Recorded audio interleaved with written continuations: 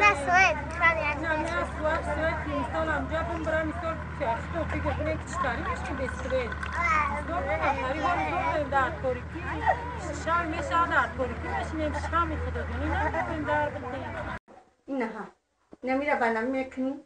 اینه نمو قدوه دکم مو چی میبینیم گلاکو میگه کو گریانش که؟ این نه گریانش که نه گریانش که هم بدیل خدی نه نمی قرش نوی میکنه که بابتریه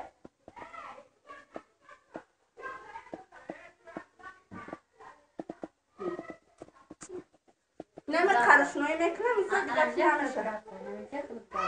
گلاکو میگریان میگه که ما چی بریم با شکیم بریم مثال بگای میشه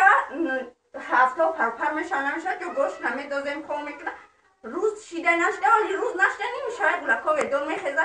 اما چه از در بشینی او چای خو سر کردیم و بگای نماز شما افکار تمیته میداریم خوشون میکنیم خبرای داخل خارج قفا هستی سویر نداریم تو کاری نمیشه تکم مورم فکری مورم کنه گلاکو میگن ما چی داریم تلویزیون نداریم سویر نداریم دیگه نشیم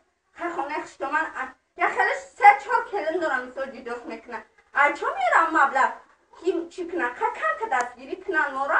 مثل ما هم سوید بیاریم نه 3 ساله ما پر سالش هر روز شام نرسوندگی نوشته کردم 604 در یک سال راست خود کردم ام 604 مثل در اون سوید میدادم سوید میوردم و ما را چون میکرد اینا 2 سال دیگه نوشته نکردم اشم خرید را بزرشته در بودیان دیگه فنرکم نظریه نمیمونه میگه که چیه رازتون و میرون شده از 300 به نرخ خودجاگی سفنرکی میره در مثل زریه میگه نمیمونن دیگه شام نداره مثل چون کار میکنن و قلیان که روزی زندگی بو نمیگذارم دیگه مثل چی نداره خرچی که چورا بینن نبینن که بختاشون باشه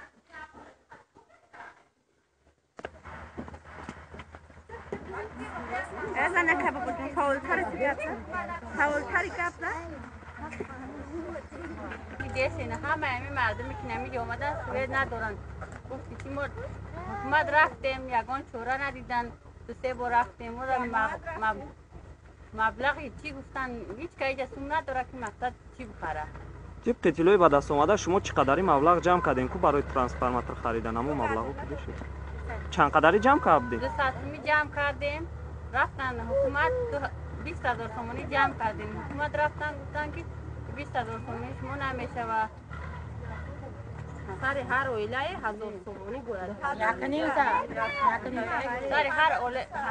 اویله 1,500 تومانی جمع کنید اما